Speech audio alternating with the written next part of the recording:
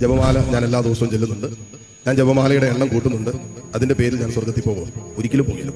സ്വർഗത്തിൽ പോകണമെങ്കിൽ ഞാൻ ഈ ചൊല്ലുന്ന ജപമാല രഹസ്യങ്ങൾ, അത് യേശുക്രിസ്തുവിലൂടെ പൂർത്തീകരിക്കപ്പെട്ട രക്ഷാകര രഹസ്യങ്ങൾ ചൊല്ലുന്നത് കൊണ്ടൊന്നും ആരും സ്വർഗത്തിൽ പോകാൻ പോകുന്നില്ല. ഈ രക്ഷാകര രഹസ്യങ്ങൾ ഞാൻ എന്റെ ജീവിതത്തിൽ ഏറ്റെടുത്ത് ജീവിക്കുമ്പോഴാണ് ഞാൻ സ്വർഗത്തിൽ പോകുന്നത്. വിശുദ്ധ ഫ്രാൻസിസ് സാലസ് പറയുന്നത് എന്താണെന്നറിയാമോ?